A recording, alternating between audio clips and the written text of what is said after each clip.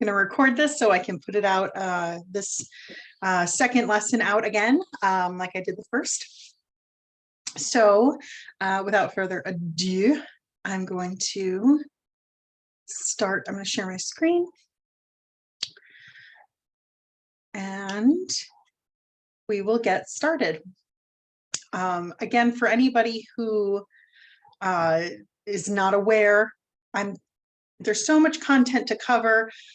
I'm going to be doing this just as content, and then we can have a discussion later if that's what people would like, but I mostly just want to get the contact out there. Or the content out there, excuse me. So it's out there and people can use it however they want.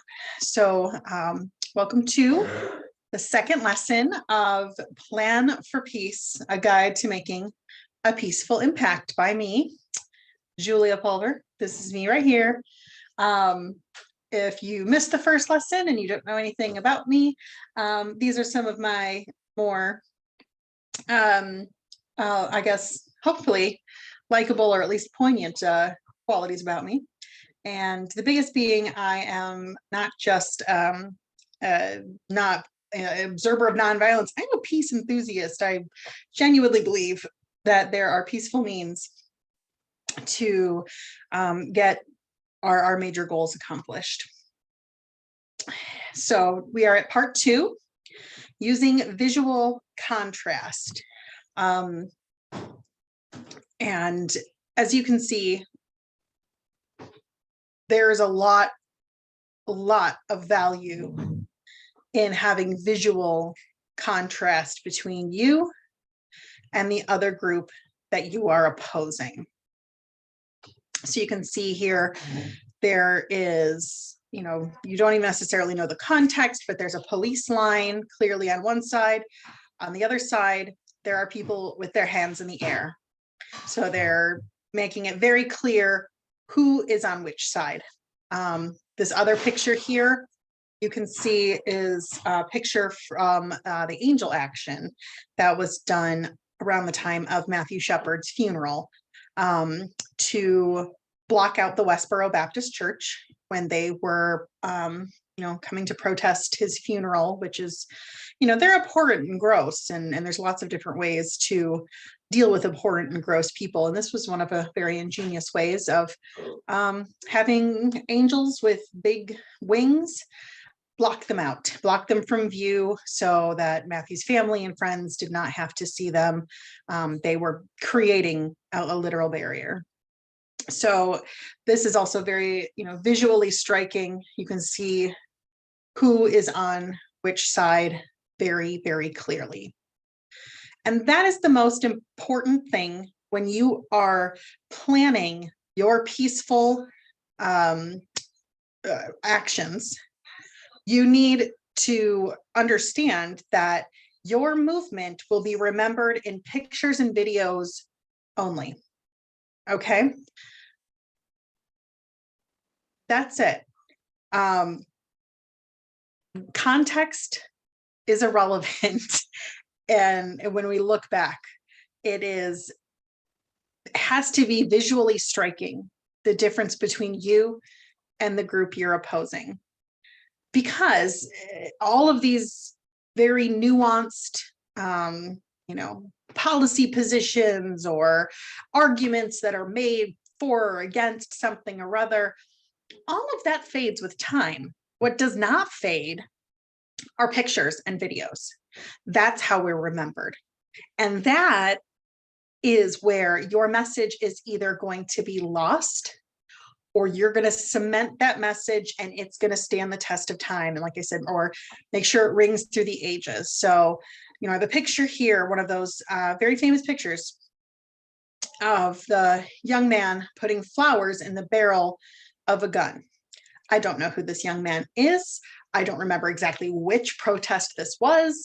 I don't remember. I don't remember because I wasn't alive when this happened. But from my understanding, I don't necessarily know what exactly was happening. I just know when having guns pointed at him, this young man in a nice turtleneck put flowers in the barrel of a gun, did not try to fight, fire with fire, fought fire with flowers. And so this was essential. This was a quintessential moment too in the peace movement, the anti-war movement, the idea that, really we want peace. We're not opposed to the soldiers or the police. This is a very peaceful hope, right? That we're going to stop using guns, right? That we're going to embrace peace. That has clearly stood the test of time.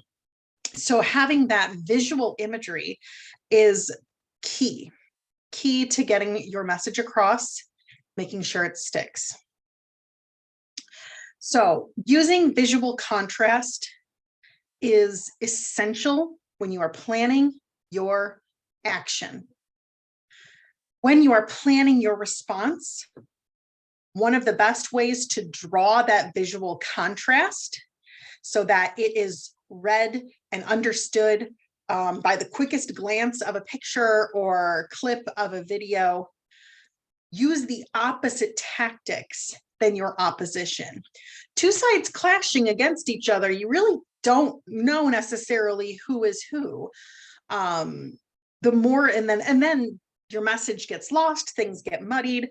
So you want to make sure that you are contrary in every single possible conceivable way to whoever it is that you are opposing. So when they are loud and being scary and intimidating, you are quiet or silent. When they're, out of control and frazzled and screaming, you are composed and speaking, with very calm words and demeanor. When they're angry, when they have nothing but anger and hate and fear, we're peaceful. We are being that example. We are showing how it is possible to demand justice, demand change in a peaceful way.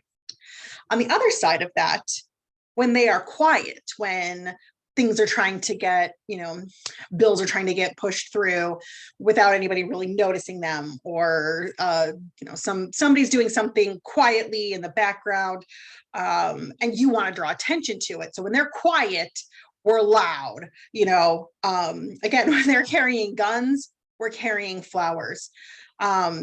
And when they have nothing but hate coming out of their mouths, we better have nothing but love coming out of our mouths.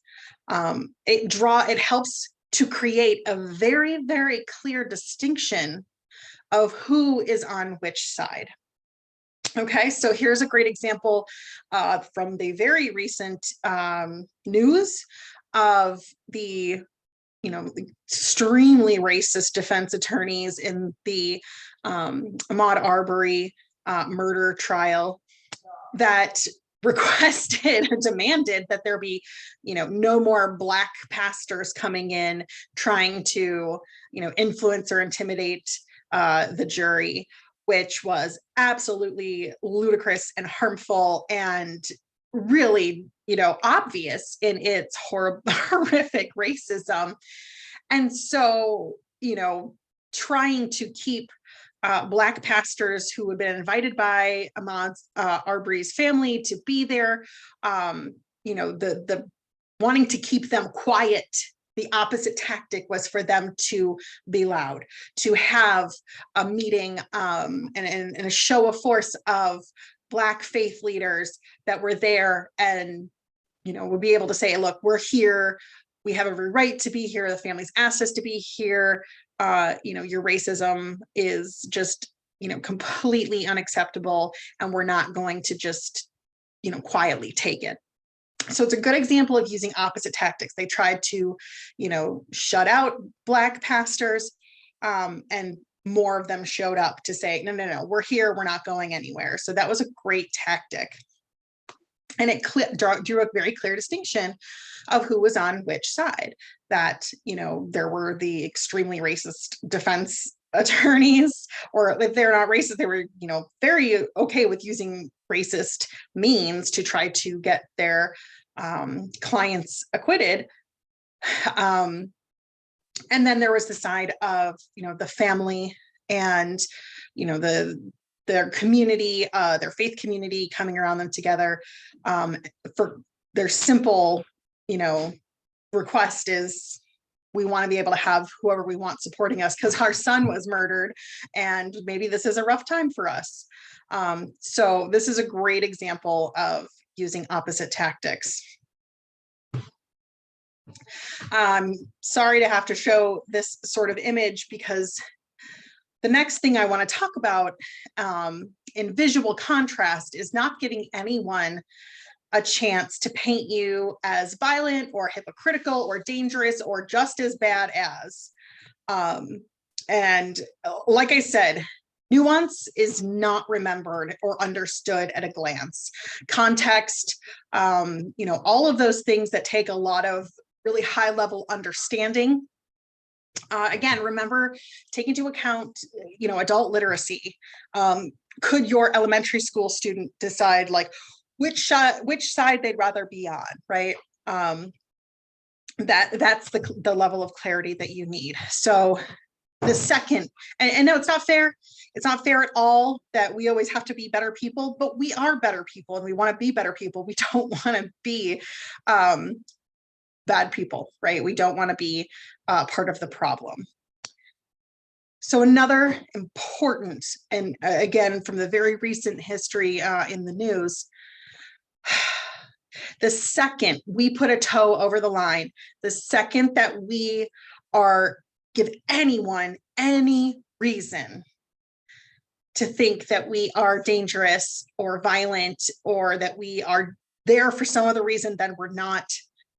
One, our message is instantly lost. All right. And then that allows us to be targeted for violence. As very well evidenced in the Rittenhouse case, any idea or perception that you are being violent or someone would have to use self-defense to keep themselves safe from you clearly works, which is horrifying, but at least it's a clear example of where we are in the world today and the fact that if anyone in our movement, any action you're doing is, seen as threatening or dangerous, you give them permission to kill you, essentially. That, and it allows for violence, not just from vigilantes who are now emboldened, but from the police. And you give them that pretense of self-defense. So it needs to be instantly and consistently clear that what your action is doing, what you're doing, it could in no way, from no one, in any angle, no matter what, that a jury, that the press, anybody that is looking at this could possibly mistake anything that you're doing as violent. But of course, we want to be safe. But again, the second that we seem to be in any way like the people we are opposing, our message is instantly lost. No one has to talk about what we want to talk about. All they're going to talk about is how both sides, because that's easier than taking a side. They can say both sides are just as bad or both sides are dangerous. And then no one has to talk about what we want. They have found their escape route. They don't have to talk about the issues. They can just, compare the personalities of leaders of groups and things like that. So it's not that this is a nice thing to do. If you remember from our first lesson, your message is everything. It is absolutely everything. And if you lose that, then what was it all for? So making sure that visible contrast between you and whoever else is crystal clear will absolutely save lives. Could be your life, could be mine. We have to be disciplined about our actions. Optics are important. Here's an example of a very undisciplined action that frankly backfired. This is how the Trump movement is going to be remembered forever. And your actions, the optics of what you're doing can either confirm or deny what you say your stated message is, right? So after the violent mob attacked the police on January 6th, and members of Congress who are trying to slow down or slow roll or hold up the investigation, even after all of the police officers at the Capitol came and testified and asked them to please hold those who were involved accountable, and they haven't done that. They've lost any claims of Back the Blue. I don't have a picture of it because I didn't really want one, but there were videos and pictures of the Capitol Police being beaten with Back the Blue flags. So any of that pretense that, well, we just care about law enforcement, that's why we are not joining you in your Black Lives Matter actions, is because we think that this is whatever their reasoning was. They lost it. It's gone forever. No one will believe them anymore. And clearly this was not about any sort of electoral process issue. These are not scholars who are looking over the Constitution, who are debating whether or not this process was followed, blah, blah, blah. No, these people clearly are not into details and scholarly pursuits and discipline of any kind, or following the Constitution at all. The Constitution is whatever they've made up in their head to be. That means they can do whatever they want to anyone they want at any time they want, which is clearly bonkers and not true in any way, shape, or form. So these images really contrast that as well, that they were there for election integrity, that they were there to save America, that they were there for any other reason than to just rage against, the people that they didn't like. And then this mob was overwhelmingly male and white, and numerous white supremacy groups were represented. So they can't claim that this was just about this or just about that. They had no discipline in this movement at all. They still don't. And they allowed themselves, if anybody ever did have any, real grievance, they allowed themselves to be infiltrated by people who don't stay on the same message. And they are now guilty by association. They are going to be remembered forever for all of this, and all, if not that I claim that they had any sort of legitimacy, but anyone who wanted to claim any sort of legitimate grievance, who participated in this or backed it up or dismissed it or downplayed it, they've lost any and all credibility. And that's the reason why people want to just kind of sweep it under the rug and move on, because they just don't want to deal with it, that this was awful. This was horrible. This was, in every single way, this was just terrible.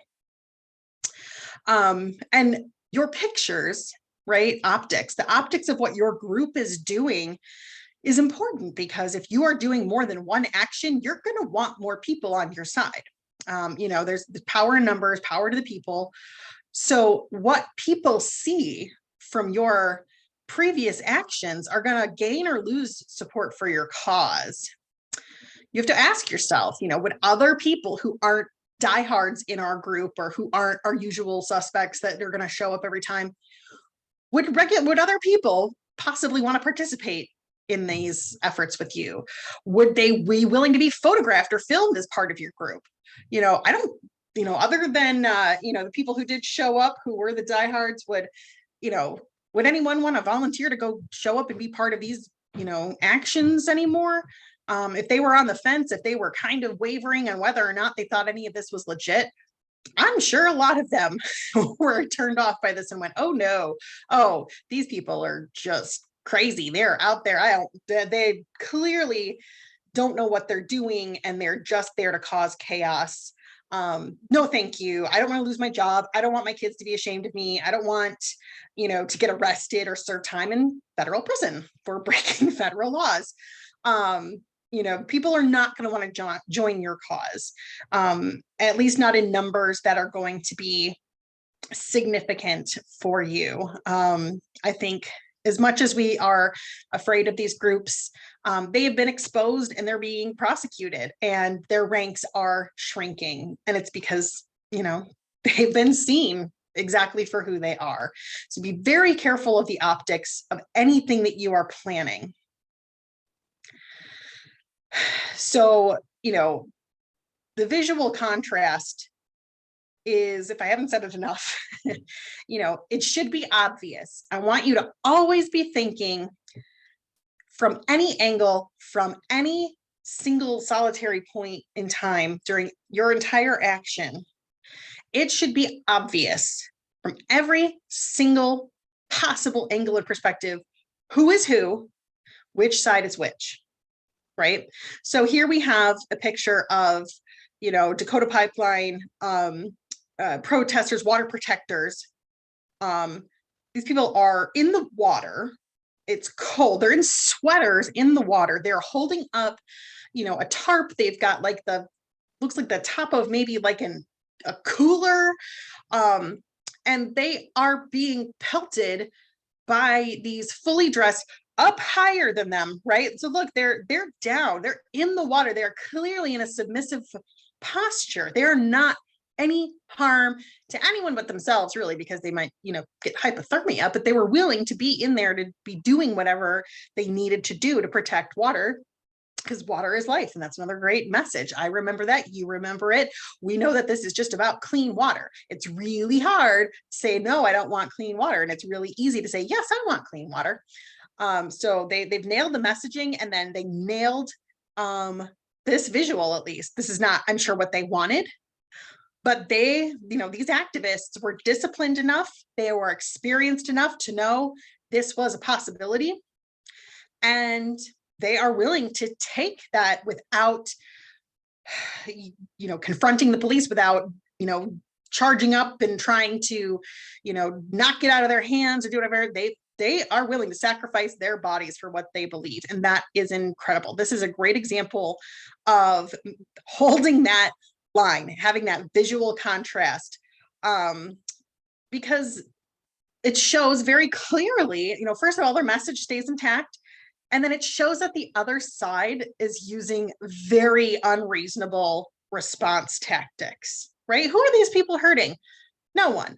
Why then are these cops standing over them and just, pelting them with what looks to be tear gas or some sort of chemical, something or other?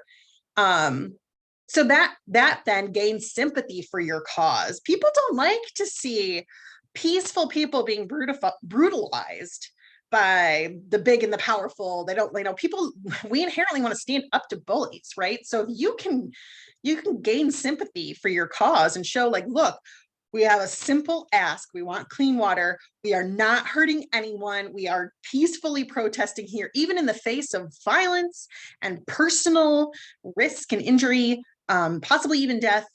We believe in this so much. We are willing to stand here and take this for, doing what's right. So they are instantly the heroes. These cops are instantly the bad guys. This is terrible optics for these police. This is awful for them. So not only do you gain sympathy for your cause, this kind of an image creates a sense of urgency for more people to support your cause right now, to stop these unacceptable practices, right? If you were to see this and say, this is what's happening, when we were going through this, people would say, well, this is happening right now with these water protectors. They need our help. People would send money and, supplies. More people went to join them in solidarity. So, I'm sure this was a very terrible day and nobody wanted this to happen. But when this did happen to these activists, they handled it well.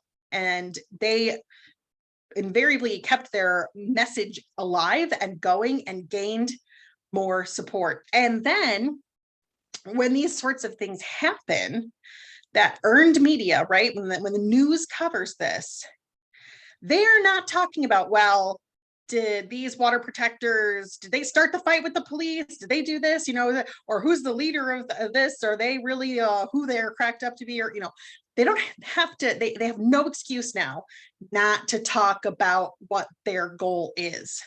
because people will be asking the question, what did these people ever do to deserve this brutality? And the answer is they wanted clean water, right? And that is it. That is, so that makes it really easy to pick a side.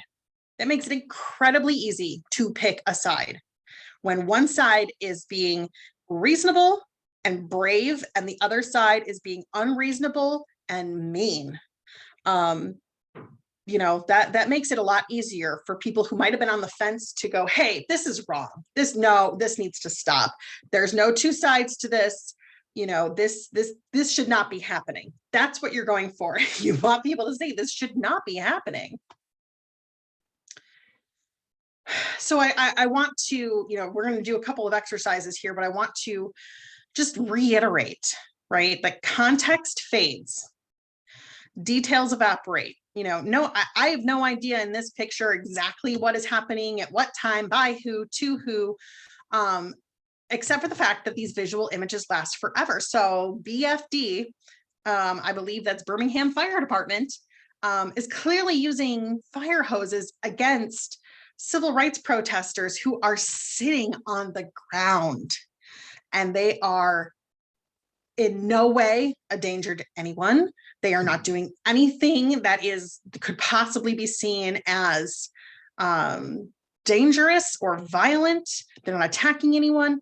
They are just sitting on the ground. And these fighters have decided to join in, the police brutality and use the fire hose on these people sitting on the ground. So again, they look ridiculously unreasonable, and the people on the ground instantly have our sympathy. And it was these sorts of images that initially sparked, that it wasn't just the activists themselves who were leading the civil rights protests. It started to get national and then global attention. And that's what you want, right? You want to have more people involved than just your group, right? When you need solidarity, when you need numbers and you need sympathy, you need to be able to get those people on your side. And again, when you are reasonable, when you are peaceful, when you are clearly, asking for something that is very reasonable, like the right to vote and the right to, live wherever you want and the right to eat wherever you want, those things that are incredibly reasonable. Again, the average person starts to look at things differently and say, wait a second, why is this happening? Why would firefighters do this? And why would those, the people on the ground take that? Wow, they must, I might need to pay more attention to this, right? So it can draw attention. And you always want to be aware of how history is going to think of you, right? Anytime you're planning an action, I want you to be thinking, whose side will history take? In 50 years, if someone were to just look at pictures or a small, video clip of this action, of this protest, whose side is history going to take? Who looks sympathetic and who looks like the unreasonable aggressors? Who is asking for something that's really easy to say yes to? And who is telling them no in very unreasonable, brutal ways?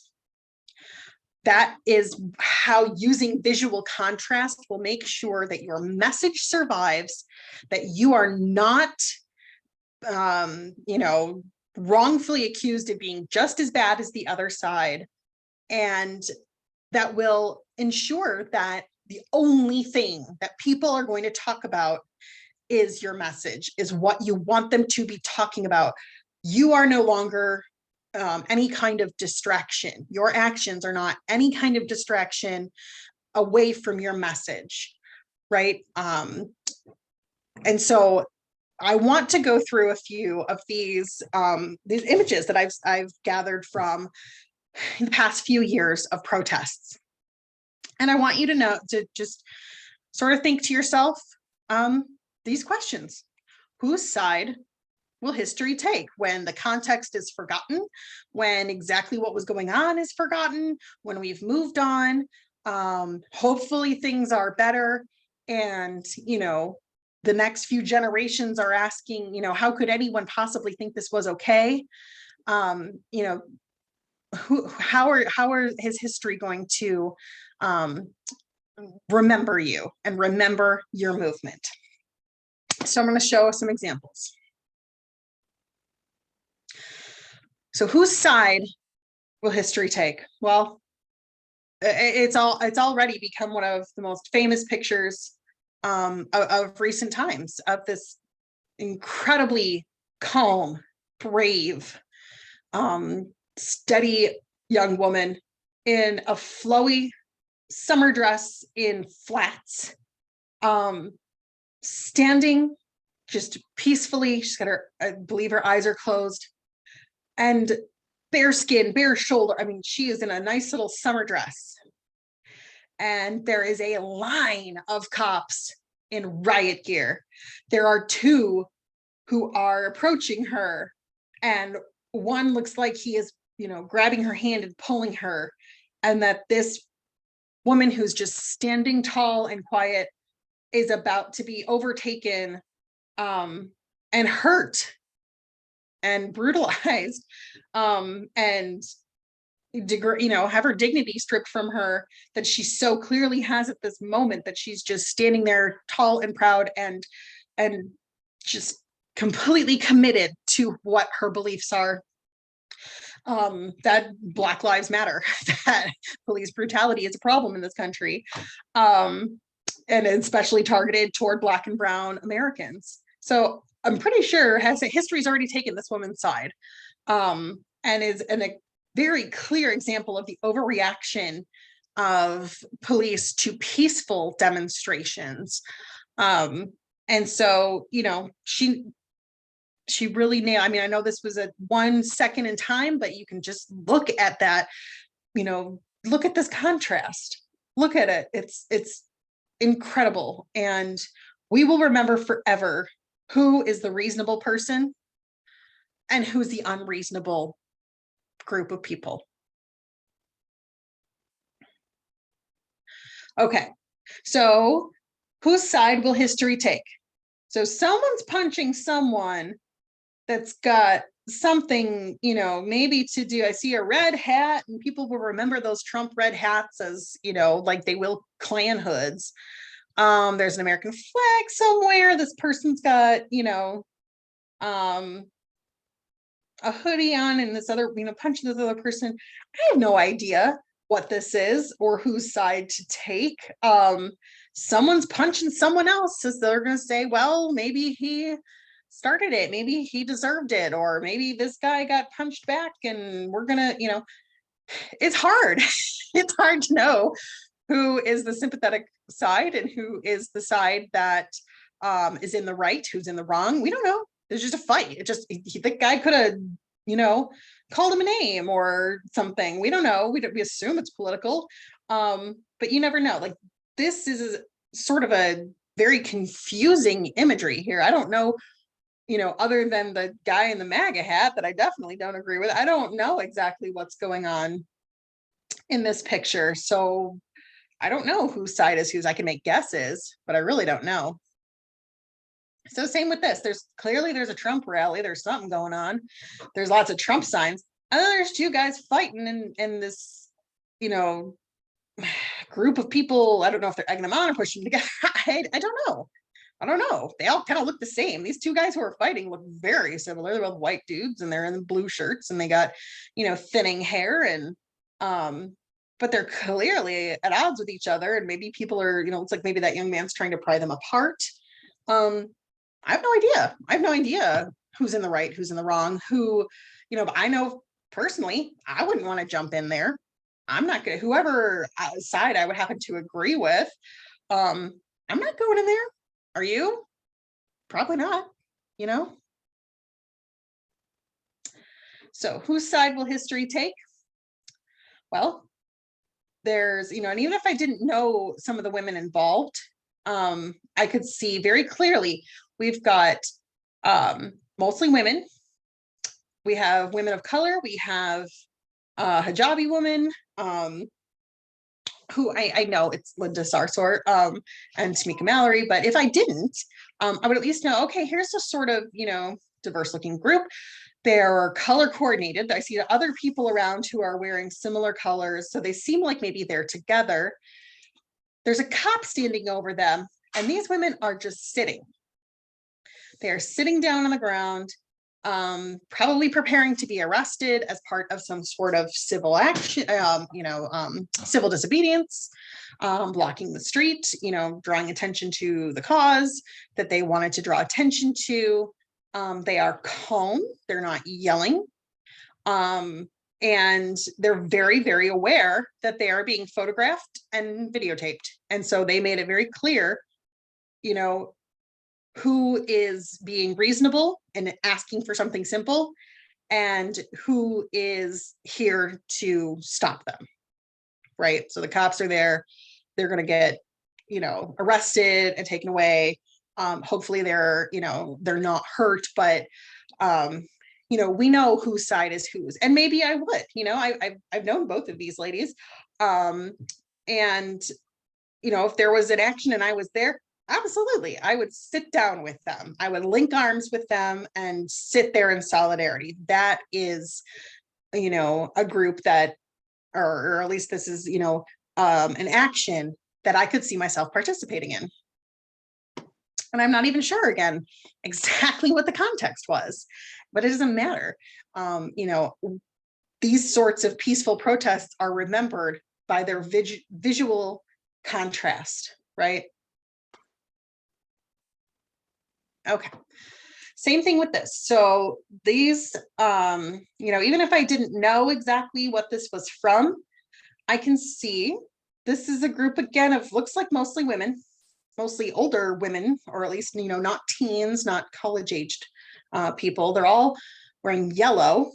So I know they're together. One is holding a sign that says "Stop Police Brutality," and they're standing locked arms.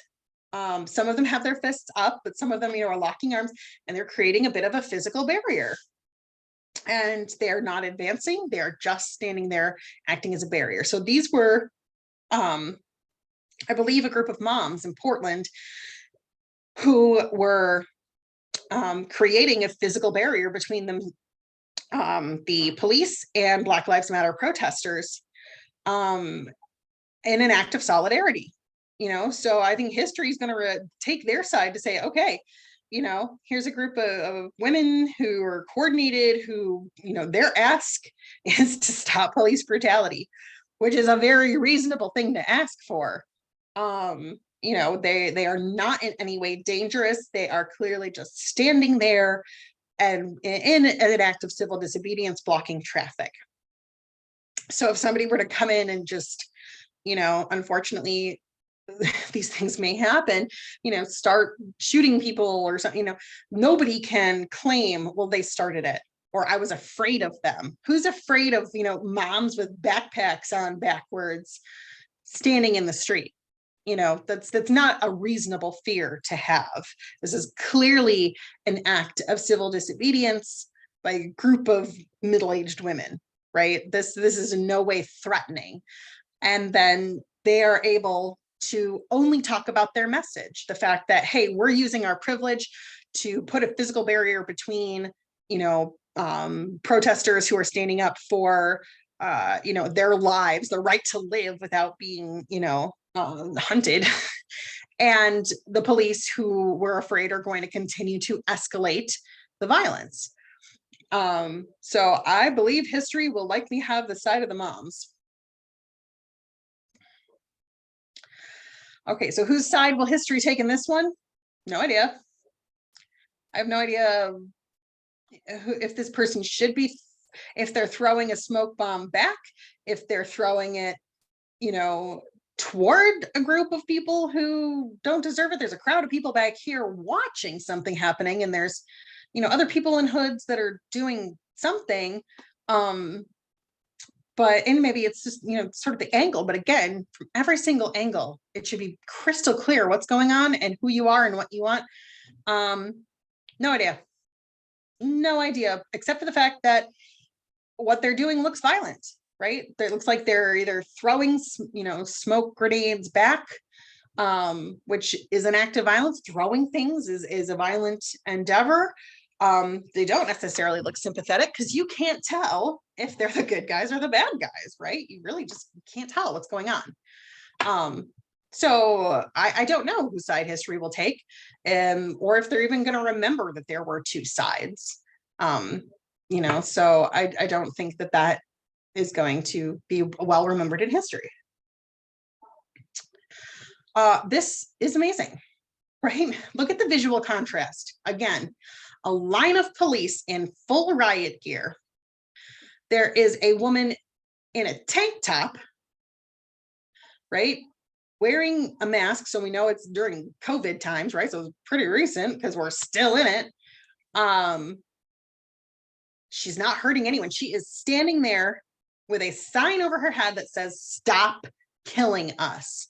How completely simple is that message? That is absolutely the most basic ask in the entire world. Stop killing us, right? She is just standing there, holding up a sign, asking the people behind her not to kill her, right? And she is in no way a threat or harm to anyone. She seems incredibly reasonable. And the police behind her look incredibly unreasonable because this woman in a tank top does not need to be met with riot gear. Okay, so this is a clash between fascists and anti-fascists. Whose side will history take?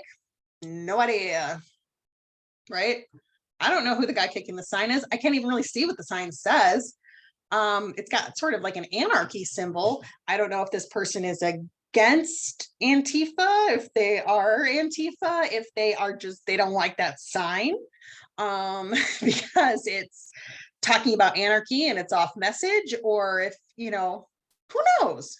Who knows what the heck? They're all dressed the same. The guy kicking down the sign has pretty much the same outfit on as the guy trying to hold up the sign, and all the people behind him. There are some signs that say Black Lives Matter, and I'm guessing this one sign says "Make Racists Afraid Again."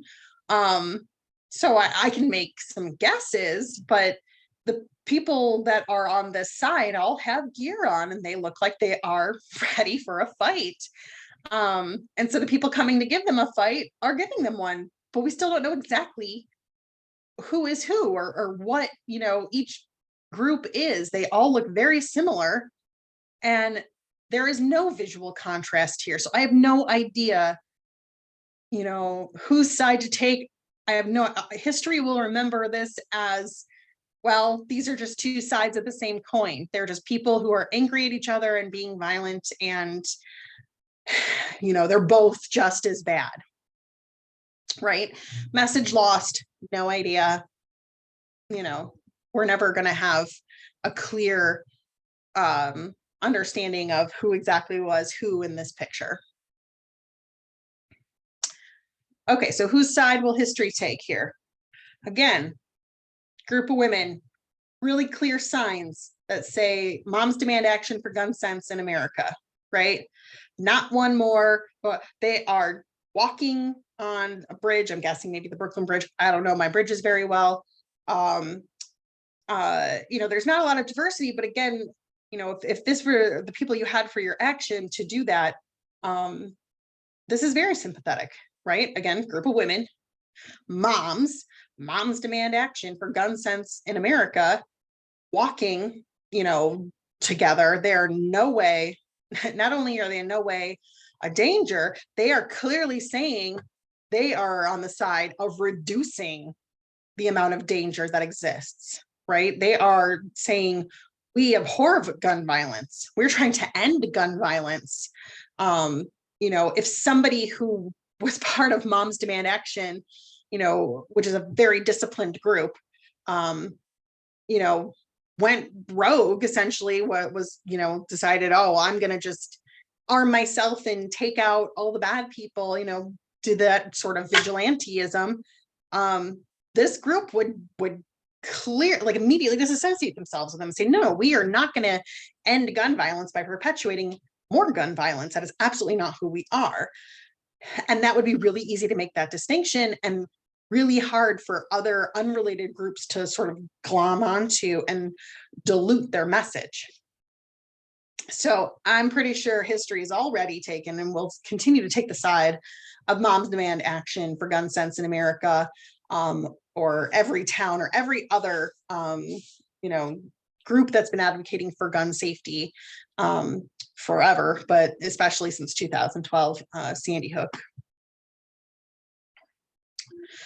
So this leads us to the end of today's lesson. And I just want to leave you with this question. How will history remember your movement? So we've got two pictures here of two different ways to combat racism and fascism and everything. There is a picture of Bree Newsome, who in a very well-organized, well-disciplined, well-messaged, very reasonable ask of an action, scaled the flagpole and took down the racist Confederate flag that was flying in that state. I believe it was North Carolina, but I may be wrong about that. But again, I don't necessarily have to know as a casual observer what this was about. I can see, okay, this is a Black woman who clearly thought this through, has all the gear. This wasn't just a spur of the moment thing, right? And what did she want? She wanted Confederate flags taken down off of official government buildings. That is incredibly reasonable. And she and other activists who have been leading the efforts to remove Confederate flags and Confederate monuments, because they are nothing but inappropriate and harmful and racist, they sparked, the beginning of changes that many people didn't think they'd ever see. The removal of Confederate flags, from normal everyday routine things like a state flag, right? Or the removal of Confederate monuments that were there for no other purpose but to glorify the Confederates that essentially were traitors to our country, but were allowed to be built to pacify white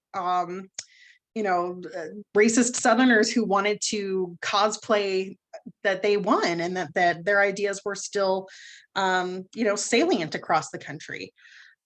So there's this, and then the picture on the right, if there wasn't a patch on someone's arm that says, "I am an anti-fascist," I would be terrified of this group.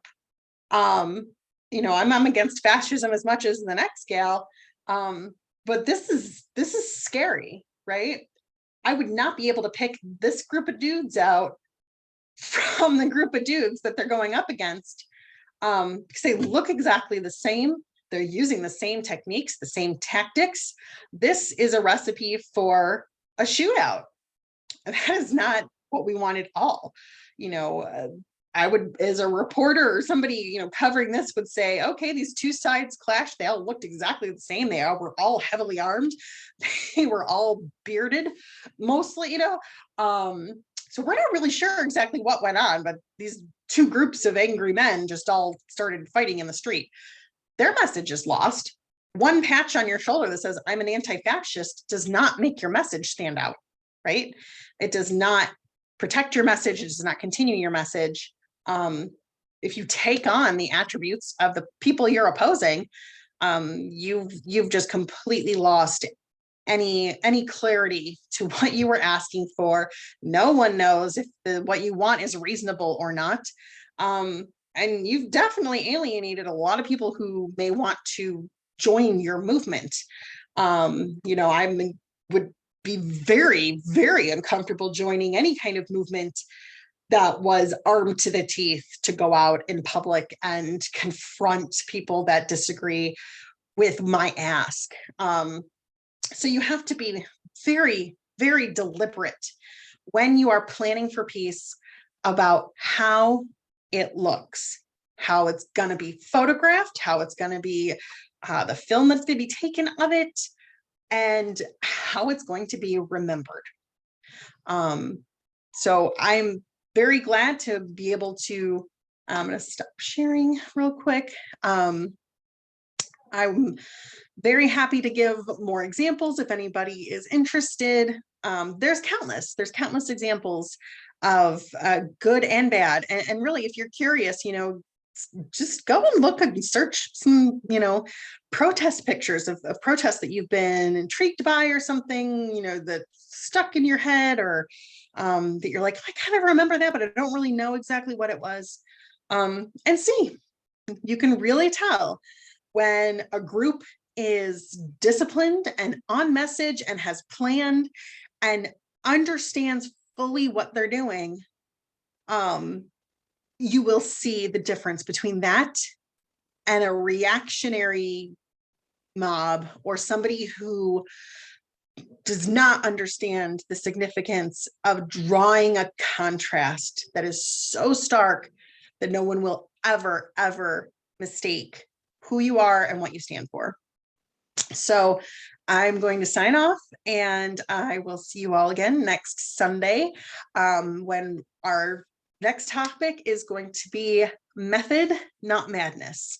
And we're going to discuss all of the infinite, well, not all of them because they're infinite, but many of the infinite possibilities of how a peaceful action can be brought into being, all the different tactics, the different methods, when you should use one for whatever outcome you're looking for. So we will talk about that next Sunday. Have a very peaceful week, and I will see you then.